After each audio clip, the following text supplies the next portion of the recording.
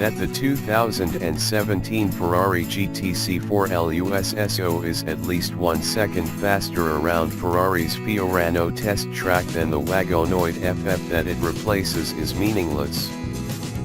Partly, this is because it's essentially an update on the same car.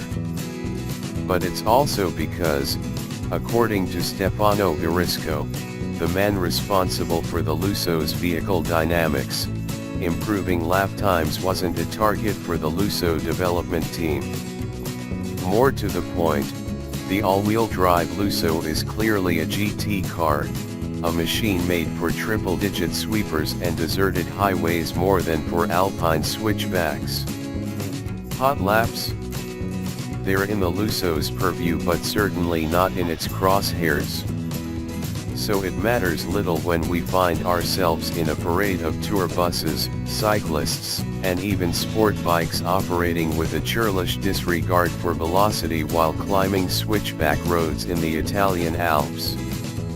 That a Ferrari should be so disrespected on its own turf is astonishing.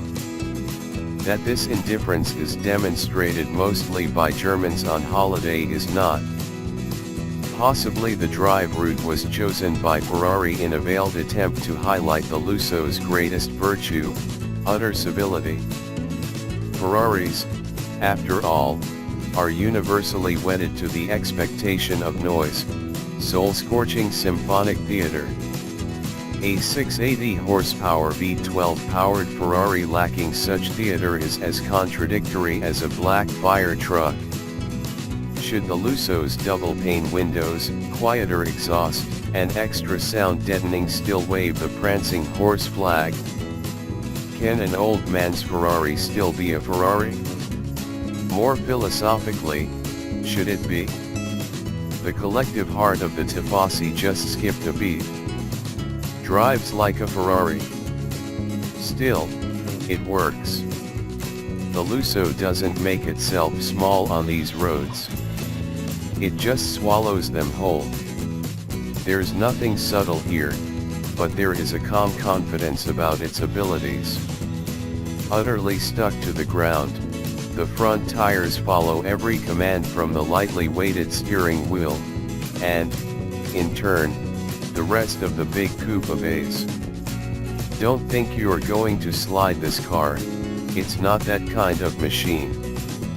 It almost never overburdens its front tires, but neither does it want to power out sideways. If there's oversteer to be had, even at low speed, it demands the kind of inputs that often result in regret. The V12 delivers. Although it doesn't detonate the 2.1-ton Lusso out of slow corners the way that, say, a Nissan GT-RS twin-turbo 6 does, it pays off in an 80-250 RPM swell that makes engines with half the cylinders feel like playthings. Shifting the 7-speed dual-clutch automatic at speed is hampered only by an infrequent need to find the column-fixed shift paddles. It is a wildly flexible thing, this engine. But the Lusso is not perfect. Its transmission vacillates counterintuitively in low-speed maneuvers where precision is most required. The steering effort is so light that guiding it prudently can be challenging. And it's quieter than the FF, especially at idle. Its exhaust is intentionally hushed, which Ferrari says is to better suit owners who will drive these cars daily.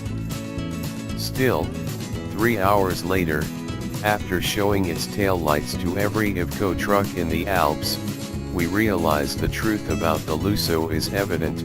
Ferrari has created the world's best answer to the Porsche Panamera. But forget Germanic stoicism, this 4-seat, all-wheel drive hatchback is dripping with Italian flourish. Yes, it has 2 fewer doors than a Panamera. So what? If you're really concerned about hauling 4 people, buy a Mercedes S-Class. All hips and haunches, the GTC4Lusso is also approximately 100% easier on the eyes. And, yes, It's quiet, except at full throttle. Then it's Monza in September. And it's fast.